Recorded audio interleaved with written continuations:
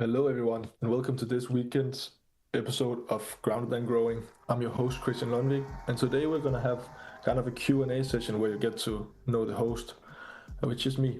And we're going to do it in three parts. The first part is going to be about my education. The second part is going to be about my sports and athlete journey.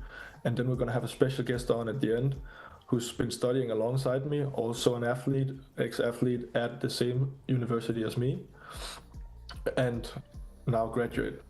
So let's just get straight into it. First of all, the way that these questions are made is by sharing um, on social media what do people want to know.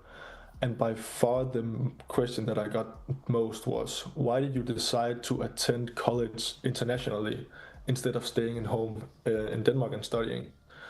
And that's a question that I haven't told really anyone, just kind of did it. And it was because I did not extend my contract that I was on when I was back home. So I could choose either to stay at home and choose either school or soccer, or I could get the opportunity to, because I didn't play on a contract, to combine both and get an education while still playing the sport that I love. And following up with that was by far the second most asked question, which was what was the hardest part about leaving home and moving to another country?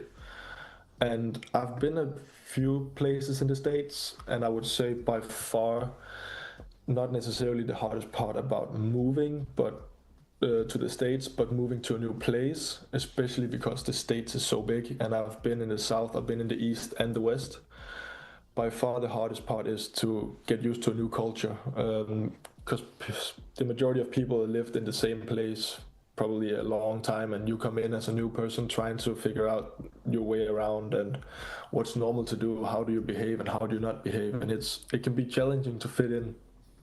But I will also say that pretty much every institution that I've been to has made it easy because they know like how to transition people, how to make them feel at home, how to get them involved.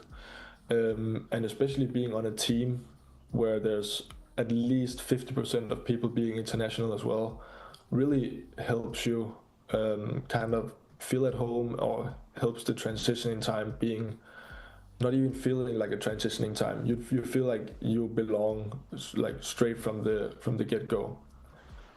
And that also kind of ties into one of the other questions that I was asked is how different is college culture compared to Denmark? Because um, it's very like when I was asked this question by people in my personal life, I compare college in the US to a boarding school back home because you are with your teammates, you're with your friends, you live at campus like all the time when you're in the US. Whereas the education in Denmark is very different because school and your private life kind of is not tied together. Yeah, you have your good friends that you make when studying, but you don't live with them. You don't like sleep with the in the same building as them.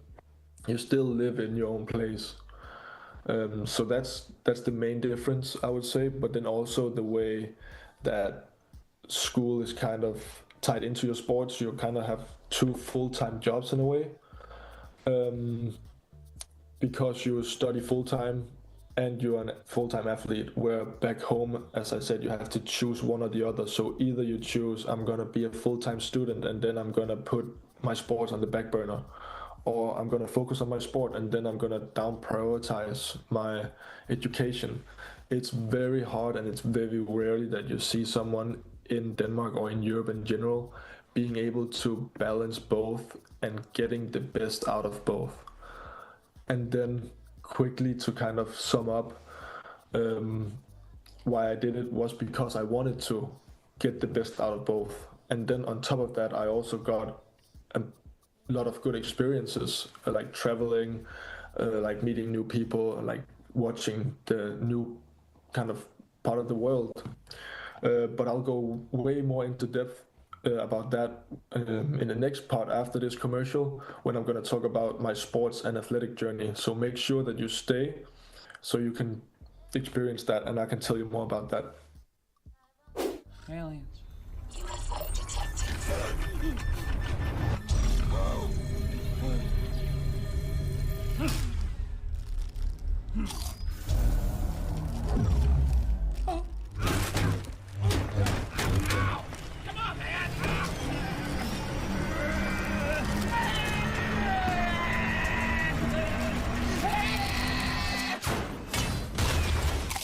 Dorito. Dorito. Yeah. Aliens.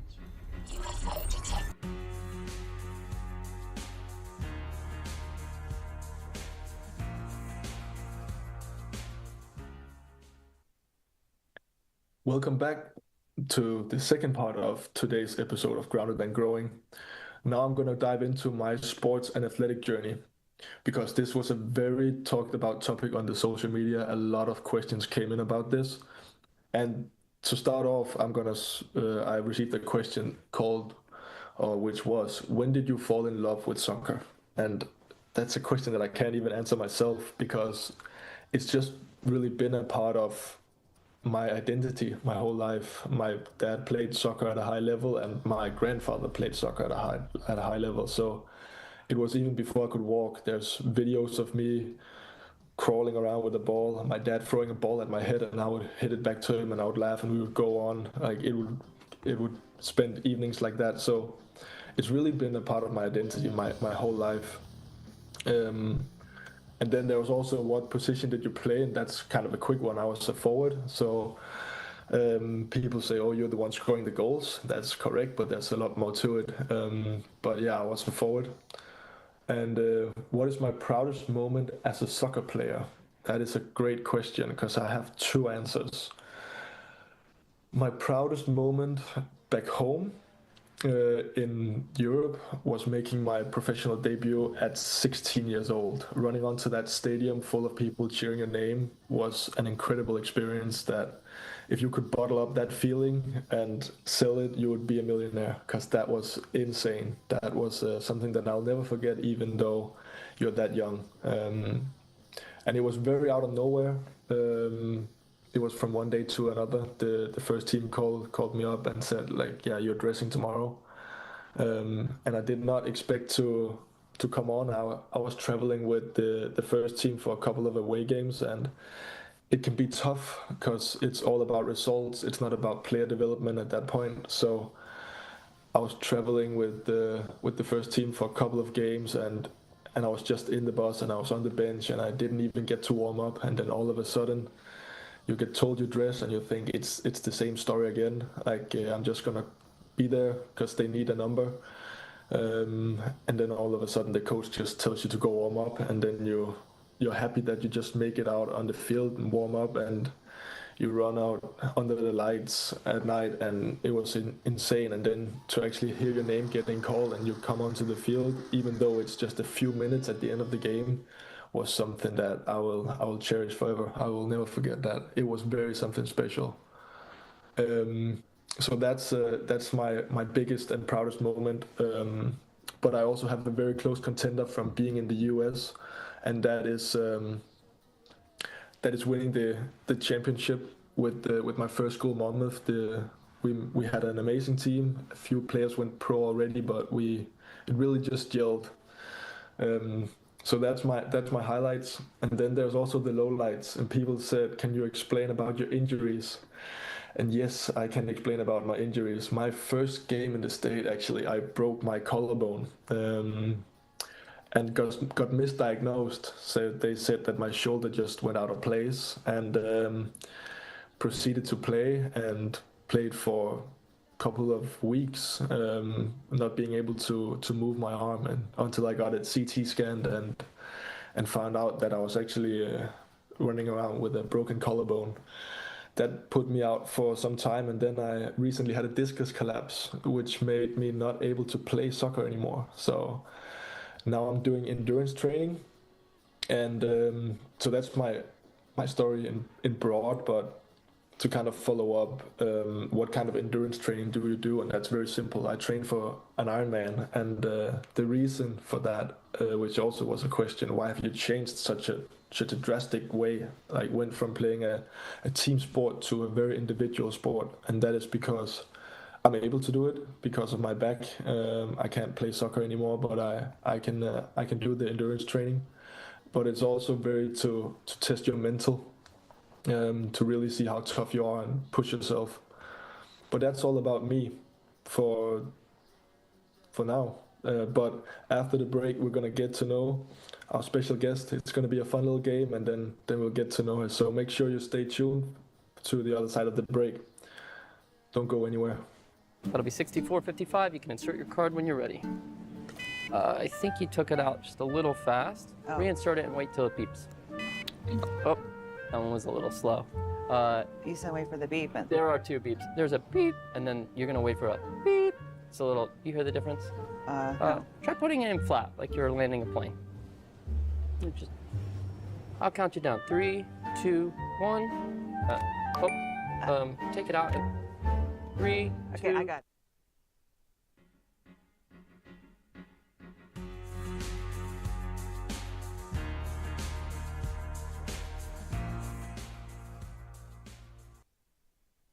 Welcome back.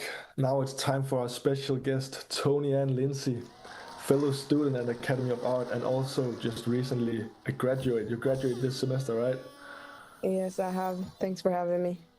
Perfect. Thank you for being here. So it's just going to be a quick get to know. So we're going to play a game. I'm going to ask you a question and you're just going to say the first thing that comes to mind, one word. So we're going to start off with kind of like a fun and random thing just to get it going. So what is your go-to comfort food? Chicken. Chicken, okay. What is your favorite music artist right now? Vibes Cartel. What is your favorite movie of all time? Marvel. Marvel. Any specific Marvel or just the Marvel in general? Like the franchise? Jessica Jones. Okay. What is your biggest pet peeve? In one word. In one Silly. word. Okay. So you get the gist of it? Yeah, I have. Okay, perfect. So now let's move into something that's a little more like depth to it, but you can keep it as vague as you want or as I guess it's one word, so you can't really go into too much depth, but you decide how much you wanna tell us about. So what is something that instantly makes you happy? Track and field. What is one thing that you cannot live without? Track and field. What is your biggest motivation right now? My parents. What is something that people misunderstand about you? My mood. What is your comfort place? Jamaica. Okay, so what I'm getting out of that, you don't have to answer in one word now. So what I'm getting out of that is a very athletic person which likes movies and chicken. Is that is that correct? That is good. All Yeah. right. So yes, you are a track and field athlete. What is it looking like after school? Are you still planning on competing? It could be a possibility. I'm not sure. There isn't like a dialed in plan as what is going to happen. It's just like job searching, and if that takes some time, I definitely have time in NCA, so definitely probably continue running until I get a job that secures me here. Okay, so you actually have the ability to, if you want to Yeah. continue. That's nice. So if you were to describe in one word your current situation and like mindset towards not necessarily sports, but after graduating, is it career? Is it personal growth? Is it job, sport? Which one thing would you put your focus on? Personal growth, to be honest. Okay, and what does that look like then? It looks like a lot, honestly, because like having been going 1 year without track and field has taught me so many, because like everything that I've done or been doing for my almost my entire life, similar to you, has been around track and field, and just traveling and being around friends and people has been people I met from track. So without that, in this 1 year has taught me to navigate outside of the track and field world, not really having a schedule or having someone telling me what to do exactly. So it's basically like personal growth as doing things on my own time. Okay. So that sounds like there's a lot kind of going on, a lot on your plate. What is something that helps you stay like disciplined and focused on the task ahead? It's just to understand what it really means at the end, even if I don't see like the vision or the goal right away, but doing something means that it's important. So looking further ahead than just the now. Okay, is that something that you would say that you learn through your sports education or just your general like living or upbringing, you could say? Because I feel like you can kind of get that from more places and kind of merge it together, if that makes any sense. Yeah, I definitely understand. And I would definitely say sports, since it has been a major part of my life that has taught me so much, like discipline and everything. So, yeah. Okay, that sounds good. And then just straight to the point, last thing, what is your advice for people in your situation? Like just to have faith and continue to believe, knowing what you want and what is the end goal for you. Look at the further than the now. That's very great advice. I wish I got that when I was in the transitioning period. I hope it works out. Thank you so much for joining me, and thank you so much for listening to this episode of Grounded and Growing. Thank you for having me.